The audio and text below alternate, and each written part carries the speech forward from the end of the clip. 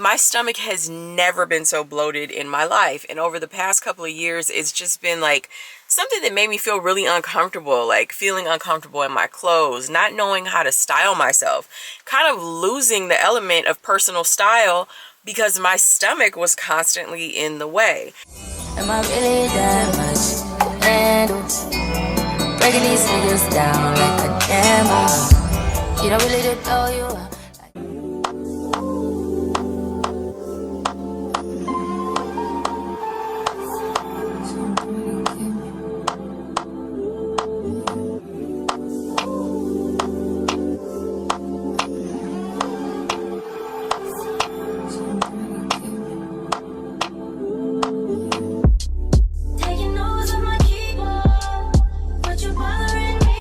Welcome back to my channel. If you're new here, my name is Tatiana and I am on a mission to lose 50 pounds, to get fit and fine in my 40s and glow up and be healthy from the inside out. I just finished my 6 a.m. morning routine, and something I want to talk about today is how I've been able to reduce bloating. So ever since I had my daughter, my bloating has been out of this world. Like, my stomach has never been so bloated in my life. And over the past couple of years, it's just been like something that made me feel really uncomfortable, like feeling uncomfortable in my clothes, not knowing how to style myself, kind of losing the element of personal style because my stomach was constantly in the way. So over the past 3 weeks, I've been doing everything I can to reduce the bloating in my belly. And one of the first things that I have been doing is intermittent fasting. So I stop eating at 7 p.m. and resume eating at 7 a.m. No late night snacks. The late night snacks used to have me in a chokehold. I'm not even gonna lie. Like, I wouldn't be as hungry while the kids were running around. And then as soon as the kids went down and the house got quiet, I would be ravenous. I would be so hungry. And I know that that was in the way of weight loss for me. So I don't do that anymore. I stop eating at 7 p.m. I usually try to have dinner at like 6 p.m.-ish, you know, close enough to the deadline so that I'm satisfied until I fall asleep. But I started intermittent fasting and I can definitely see a major difference in my bloating. I know that intermittent fasting is great for like metabolism and heart health, which is something that I really need right now. The second thing is taking at least 5 minutes to meditate in the morning. I really want 10. But sometimes when I get to stirring around, you know, the kids get to moving around, especially Zoe. So I take at least 5 minutes to sit down and meditate, to clear my mind, to just sit there. Because another major factor in regard to like belly fat is cortisol levels. So stress plays a major part in belly fat. So I really try my best to like reduce stress. I don't pick up my phone when I wake up. I sit there, I meditate, I give myself at least 5 minutes, just 5. Like, it's not a very long time. And I know, like, once I can hear the birds chirping outside, once I don't have the layers of noise going on in my head, that I've like successfully had a good, you know, meditation for the morning. Third thing is I take probiotics in the morning. So when I drink my like 16 ounces of water, I fill a glass with water and take my probiotic because I need that digestive health, because digestive health is immediately linked to mental health and physical health. We got to get all that stuff out of us. So I take my probiotic in the morning, and then after I do that, I drink warm lemon water, which also promotes digestive health and, you know, clear skin and all those beautiful things.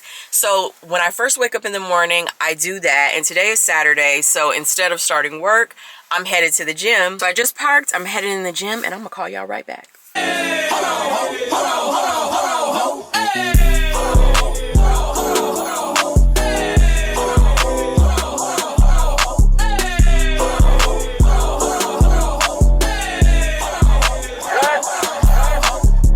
Must not know what you just started.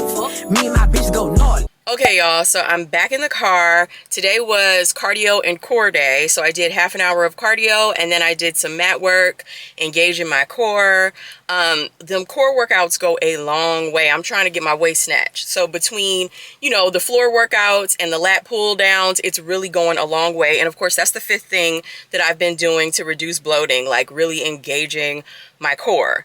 It's 8 o'clock now. It's 8:30 actually. And I can officially eat because it's past 7 a.m. But I need to stop by Whole Foods really quick because I need to pick up something for lunch. So I want to get one of their meal kits because it's Saturday. It's very easy to slip up on Saturdays because I will sit there and I will order something. So to avoid that, I'm going to go to Whole Foods and I'm going to pick up a meal kit just so I will have something in advance. So I'm not looking around like, what should I eat? I don't feel like cooking. It's Saturday. I'm tired. I'll just order something. We're going to avoid that. So this is going to be number 6, making the right choices, in terms of what I eat so that I don't end up bloated because I ate something fried or I ate something fast. So I'm finna head to Whole Foods and I'm gonna call y'all back. Aye. What? Look. What they talking about? They ain't talking about none. What they talking about? They ain't talking about none. What they talking about? They ain't talking about none. What they talking about? They talking about none. Huh? They ain't talking about none. Aye. What they talking about? They ain't talking about none. What they talking about? They ain't talking about none. What they talking about? They ain't talking about none. What they talking about? They talking about none. Huh? They ain't talking about none. Pickable. I just put them bookers in my chain. Pickable. 80 pointers like. All right, y'all. And the 7th thing that I am doing to reduce bloating is limiting caffeine, because caffeine, this broke my heart, caffeine contributes to bloating. It's my favorite thing. It's my favorite thing. I was having 2 cups of coffee a day for like the past 3 years, ever since I had my daughter, because it's been rough with I had her when my son was 4. So, I needed to like stay on the up and up. So yes, I was having 2 cups of coffee per day. Then I got the Nespresso. And it was a wrap. It was a wrap. I was making all the specialty lattes, girl. I was on TikTok like, how do I make a brown sugar shaken espresso? How do I make a pistachio latte? Girl, I learned how to make all my favorites from Starbucks. But I'm reducing caffeine. So if I have coffee, I'll do 1 cup a day instead of 2. And so today I got my turmeric latte. This is what we're doing. Turmeric latte with almond milk.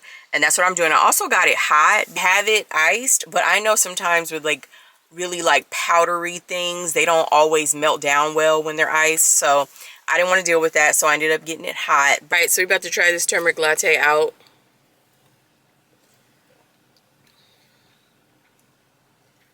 That thing's spicy. To health. Alright, y'all, so I'm back at the house and I haven't changed yet. Y'all know I don't play about lounging around in your outside clothes, but we have to take the kids to run some errands. So I'm going to keep this on for now. I'm starving. I'm so hungry. So I'm going to make a quick little protein-packed breakfast. I'm going to make some cottage cheese, eggs, and some bacon, and I'm going to eat that really quick. And then we're going to head out with the kids.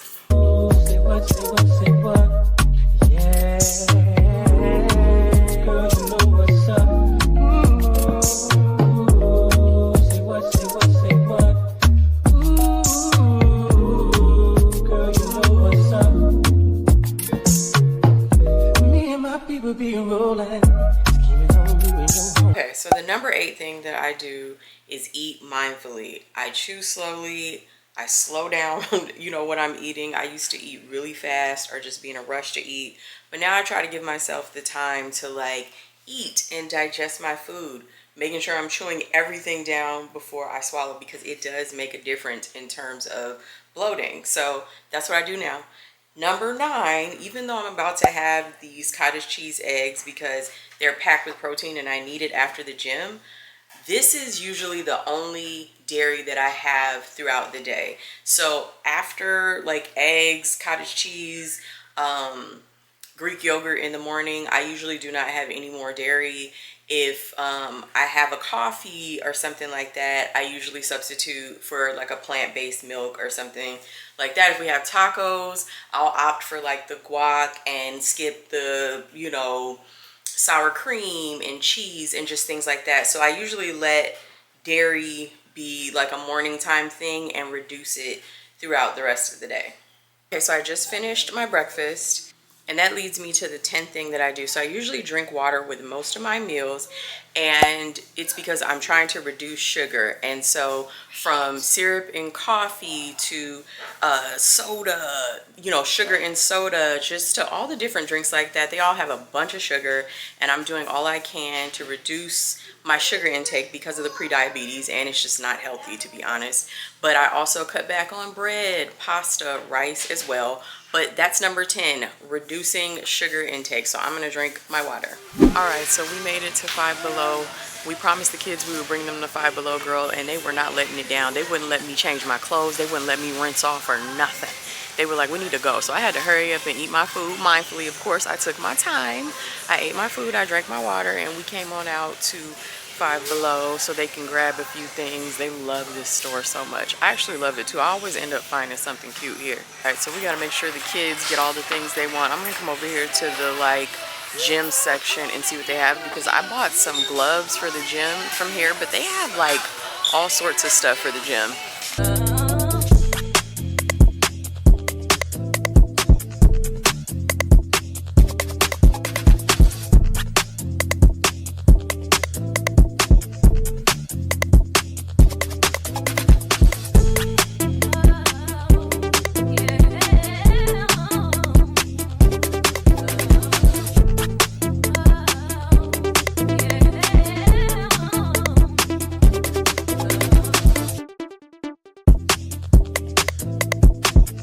I was gonna get the kettlebell, but the largest size they have is a 10, and I think I need like a 15. So I think I'm gonna pass on that one in here. I might just order one on Amazon. All right, so I'm back at the house. I just took a shower. I'm feeling fresh, I'm feeling moisturized, and of course I'm hungry because I'm in a calorie deficit. So I'm gonna make myself a little smoothie, just something to hold me over until lunch. I got a few hours and not too long until lunch, but I do want something to hold me over. And so let's go make a smoothie. Okay, I have everything prepped and ready for my smoothie. So I got a cup of kale, half a cup of pineapple, about a teaspoon of ginger, and these three are anti-inflammatory foods. I got half a banana, a cup of almond milk, and a tablespoon of flaxseed. So we're gonna throw this in the blender with some ice and have us a little smoothie today. So in terms of the banana, the kale, and the pineapple, they're all frozen. I put them in the freezer to freeze. And of course I have ice, and everything else is good to go.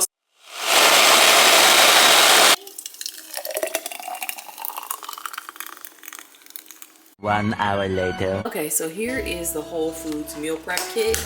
We have green beans, salmon, and sweet potatoes. The colors are really beautiful and vibrant. It makes it look appealing to eat, but I grabbed this because I didn't want to stop and grab fast food or order something and regret it. So I set myself up for success by stopping by Whole Foods after I left the gym and buying something ahead of time for lunchtime.